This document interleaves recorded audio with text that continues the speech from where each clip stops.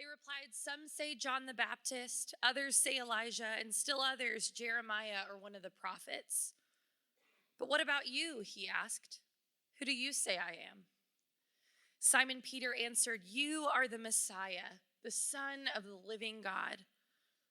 Jesus replied, "Blessed are you, Simon, son of Jonah, for this was not revealed to you by flesh and blood, but by my Father in heaven. And I tell you that you are Peter, and on this rock I will build my church, and the gates of Hades will not overcome it. I will give you the keys of the kingdom of heaven. Whatever you bind on earth will be bound in heaven, and whatever you loose on earth will be loosed in heaven." Then he ordered his disciples not to tell anyone that he was the Messiah. From that time on, Jesus began to explain to his disciples that he must go to Jerusalem and suffer many things at the hands of the elders, the chief priests, and the teachers of the law, and that he must be killed and on the third day be raised to life.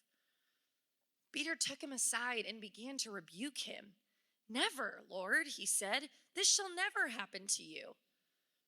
Jesus turned and said to Peter, "Get behind me, Satan.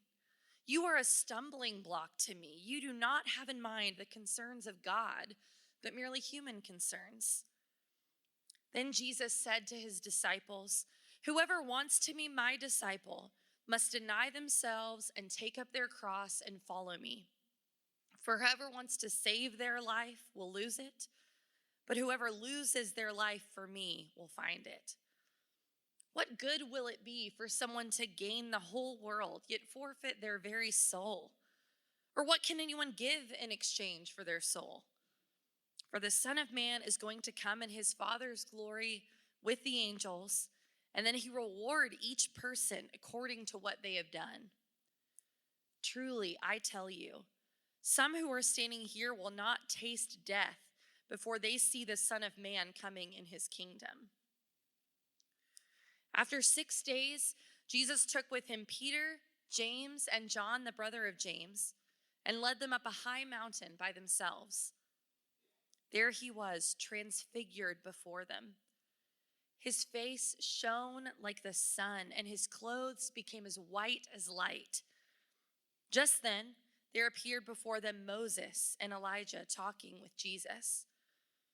Peter said to Jesus, "Lord, it is good for us to be here. If you wish, I will put up 3 shelters, one for you, one for Moses, and one for Elijah." While he was still speaking, a bright cloud covered them, and a voice from the cloud said, "This is my son whom I love. With him I am well pleased. Listen to him."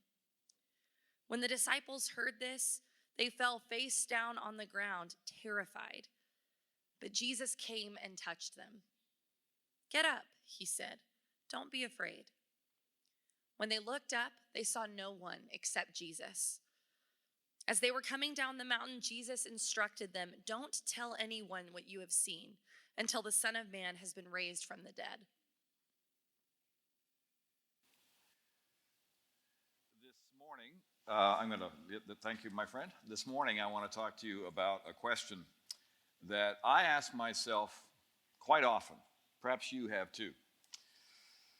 In fact, just this morning, I was looking in the mirror, shaving, and I asked this question: why didn't God make you more beautiful than you are?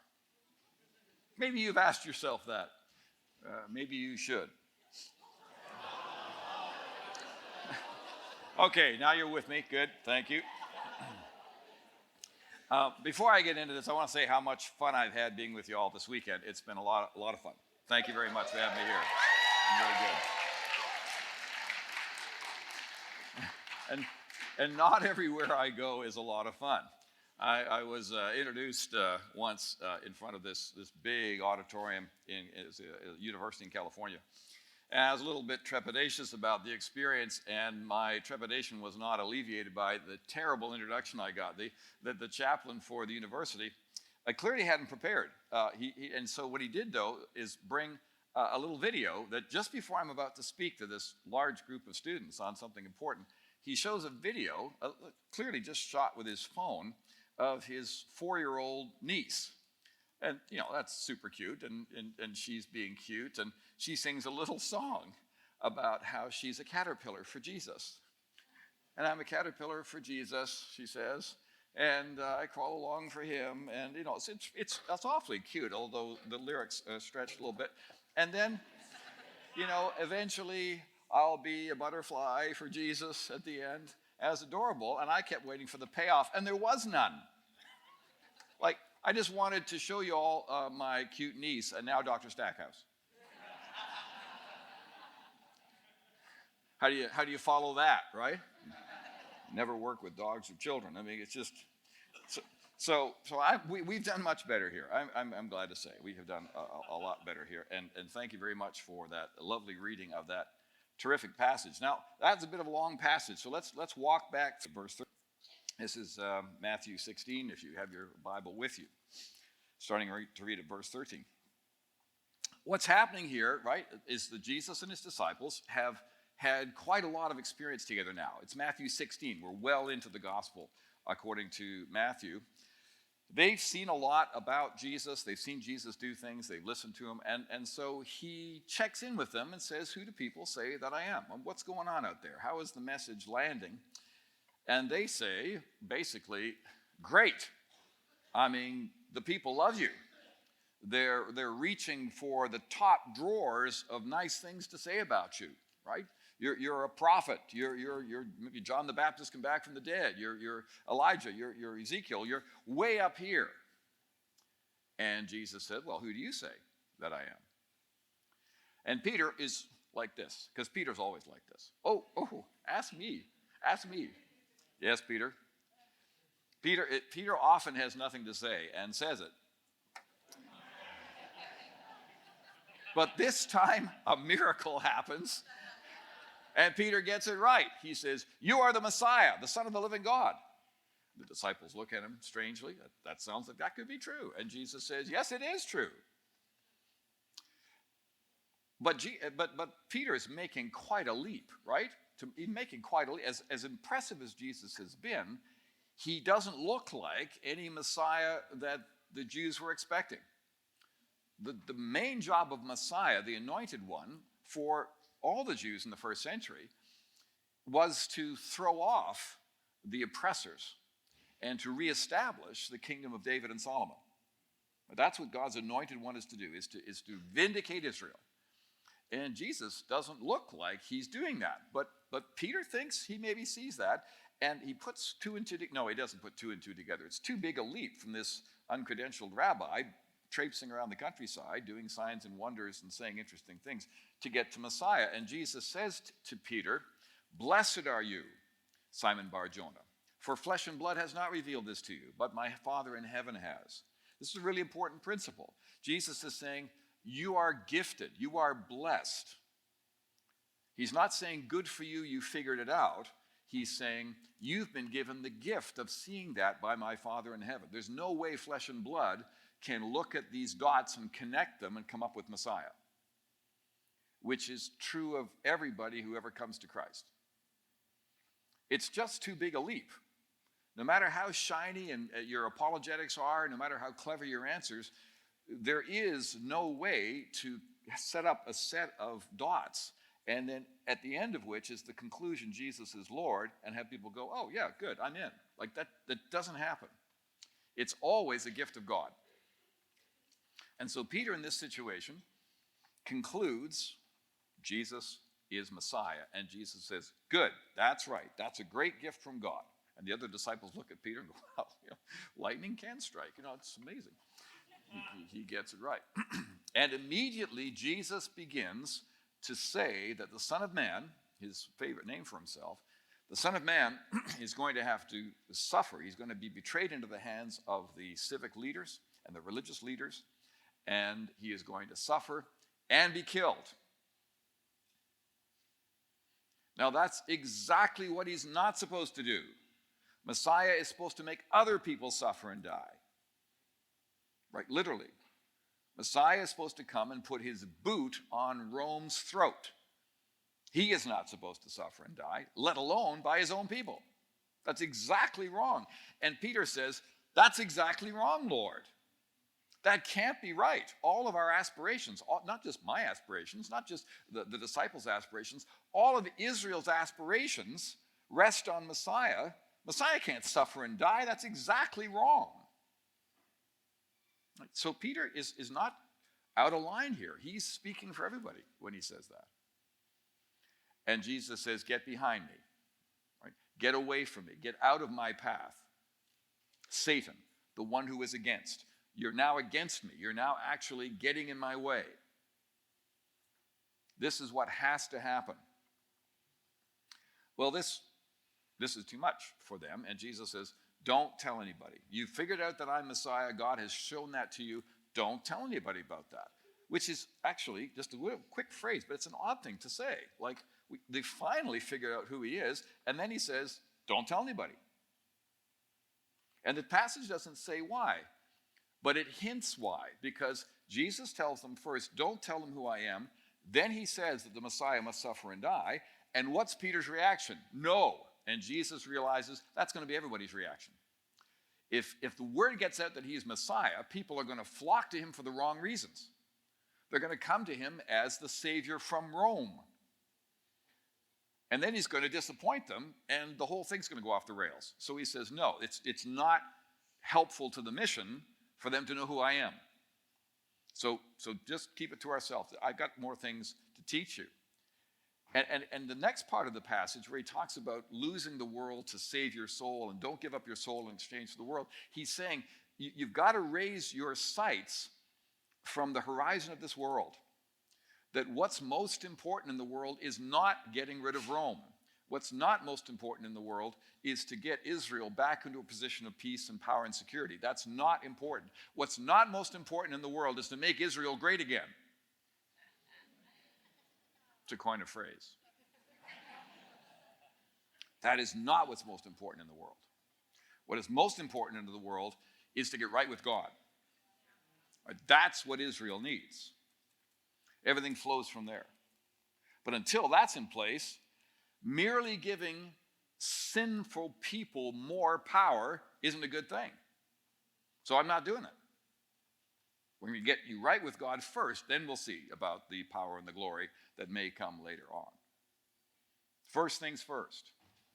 You can understand a lot of the gospel in the New Testament if you remember first things first. It's not that these other things don't matter. It's a matter of staging. They need to come later. It's not that the New Testament is indifferent to politics. It's not that it has no implications for social and cultural life. It does. But the core question is Jesus Christ and getting right with God through him. So he makes that clear. And then 6 days later, which means a week later, Jesus takes his inner trio, Peter, James, and John, and brings them up a mountain, and he is transfigured before them. He suddenly becomes this glowing person. Right? It's not that his clothes begin to glow. He glows right through them. He's so incandescent, it's as if his own clothes are now lit, because they're lit from within. This is the typical symbol that any Jew would have gotten of the presence of God. When Moses was visiting with God in the tabernacle and he came out afterward, what did his face do? It glowed, right? Just by being in proximity with God, his face glowed. It would fade because he was just a human. Jesus glows now with this incandescence.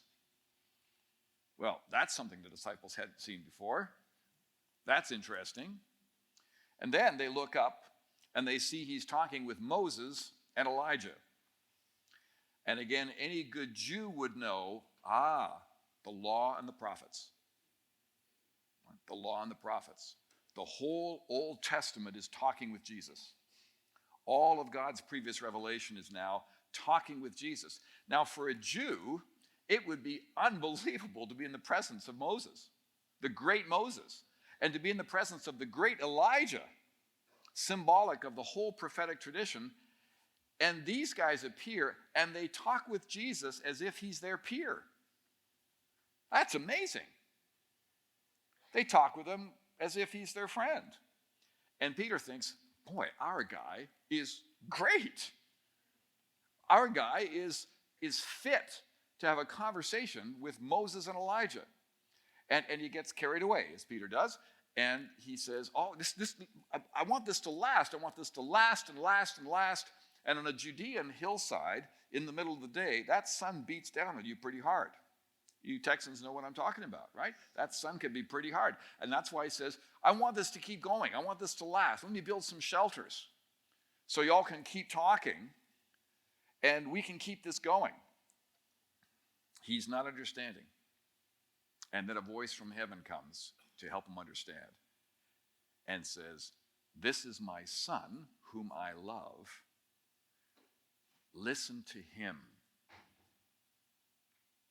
And God the Father reaches down, so to speak, verbally and picks out Jesus and says, as it were, I love Moses and Elijah.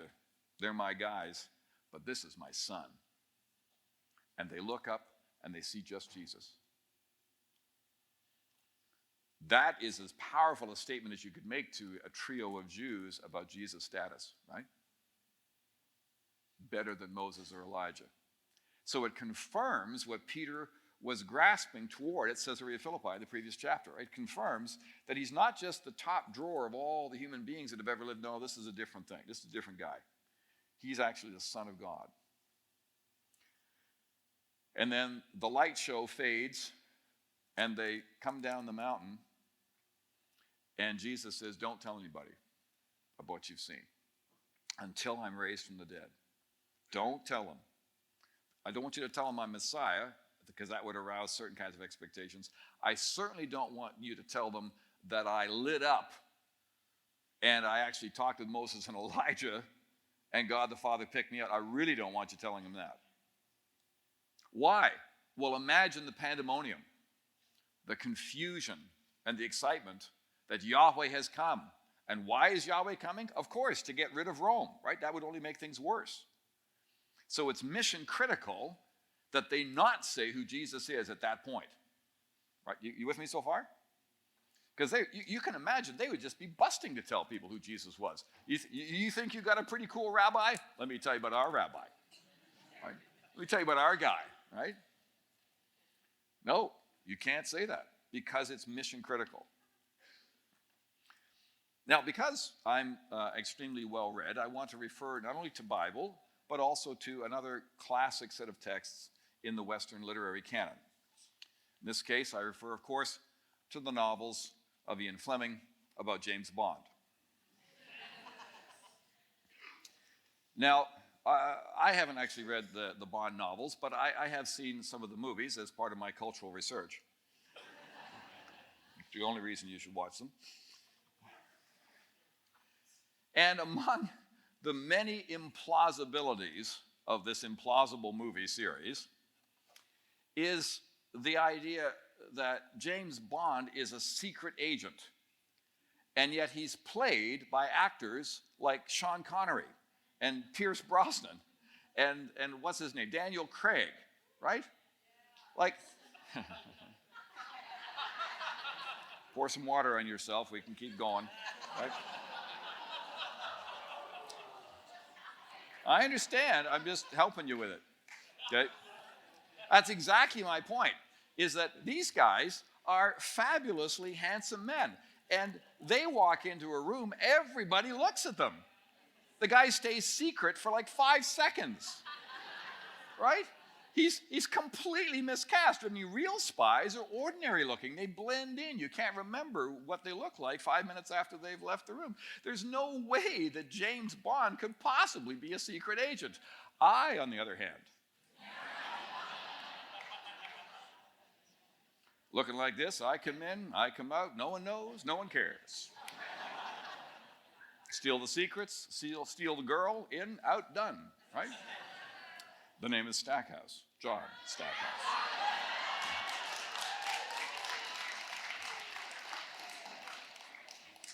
I would rock as a secret agent.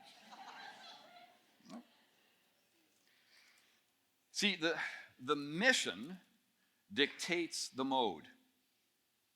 Real spies do whatever they need to do to get the job done, right? You've watched enough spy movies or read enough novels, even if you don't like them yourself, your boyfriend or girlfriend makes you watch them, you've seen them.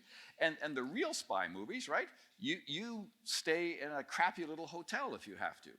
And you change your face to look much less attractive than you are, and you wear the appropriate clothes to the role, depending where you're going, what you're doing. That's what a spy does. You do what's necessary to get the job done.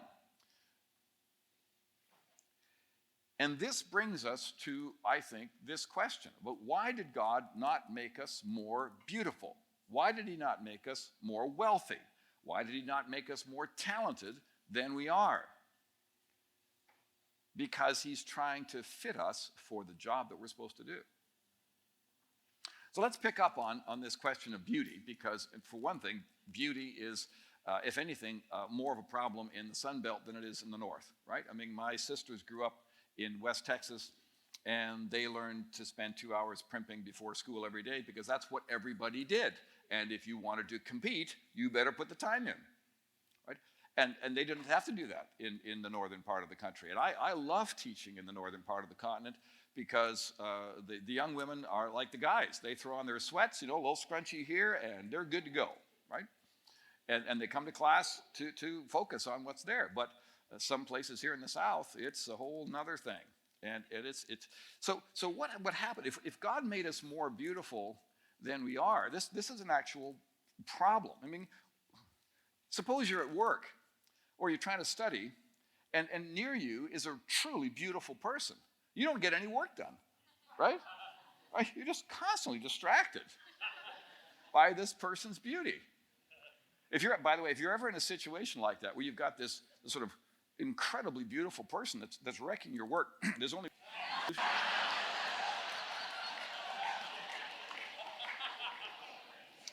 your laughter wounds me. I want you to know that.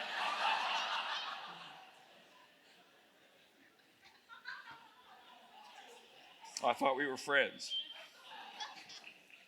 This is a problem. If you've got too much beauty, too much wealth, too much status, you can't connect with other people. Some of you know Ellen DeGeneres' new Netflix special is on relatability and how she really can't relate to ordinary people anymore. And she makes a joke of it, but it's not wrong, right? I mean, she can't. I know Jennifer Lawrence is endorsing a new line of Chanel cosmetics, the first new line since Charlize Theron.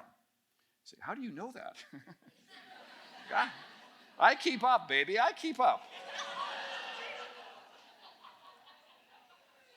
But I'm going to take cosmetic tips from someone who already looks like Jennifer Lawrence? That's not interesting, right? She's got a bit of a head start. I want to know what some ugly dude does to make himself look presentable. Now you're going to be somewhat helpful. Like I want to know how Joseph Gordon-Levitt makes himself attractive to women. Like, what's up with that? Okay, anyway, I'm sorry. I don't want any religious fights to break out here. I just don't get it. Sorry. God has wisely and graciously given each of us a calling, each of us a mission, a particular group of family members, a particular group of friends, a particular group of classmates and workmates. God has fitted you for where you can do the most good. Now, that doesn't mean that from time to time we feel like we're in the wrong place, because we can, and maybe we are. And that's the time we have to seek discernment from God as to whether we need to change majors, or we need to change schools, we need to change jobs, because that will happen at times in life. It's not like you stay where you are forever. There are times in which God is going to give us a sense of disquiet and an appropriate sense that it's time to do something else. That's good. That's just following God's mission to the next thing. But if you have this general kind of depressing sense that God has somehow made a mistake with you, that you could do so much better if you were just smarter or richer or more beautiful, I'm trying to help you see that may not be the case. In fact, it isn't. Because God could easily do that for you, and he's not. And anything God could easily do that he's not doing, there must be a good reason. Well, it seems to me this is the good reason. Because if you were more talented, if you were more beautiful, if you were more this or that, you would no longer fit so well where you are. And God needs his agents everywhere. Now, I don't want to be sentimental about this. Some assignments are a lot more fun than others, right? Some assignments, some missions are a lot more pleasant than others. And if God's called you to a particularly tough one, you got to see that as the compliment it is. Because not everybody could do what you're called to do. Not everybody could stick it out. Not everybody could have faith that God's working through you with the family you've got, or with the roommate, or the girlfriend or boyfriend you've got, with the job you've got, right? So God's called you to something very high and very special. In fact, it's unique to you, which is why he put you there and not somebody else. So, my new friends, God has not misplaced you. He hasn't forgotten about you. He hasn't put you somewhere wrong and he's going, oh my goodness, how did that happen? Right? That is not the way it is. So try as best you can to trust God and to play your part, to play your part in the mission. Sometimes friends of mine and theologians and writers will talk about how the life is a kind of drama and we each have to play our assigned role. But I don't think that's serious enough. I mean, I love drama, and drama can be serious. It's an art form for sure. But we're not play acting. This is real life. And that's why I use the language of secret agents, but of spies, of war, of the military, where God is engaging us in a literal project of world reclamation. You're not just playing a role, you are fulfilling a mission. And God has given you that mission, and he expects you to be faithful to it until the mission's over. And it will be over. It's only another 50 or 60 years, which in the big frame of things isn't all that long. Sure, every day can be a grind. I understand that. But it's only for a limited time. And then the mission's over.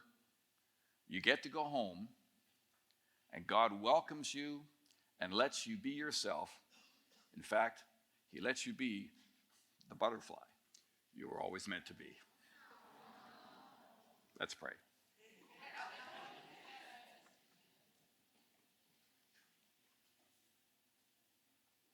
Lord Jesus, you are very great. And how wonderful it is that you love us, that you love each person here, that you have created each one as a wonder.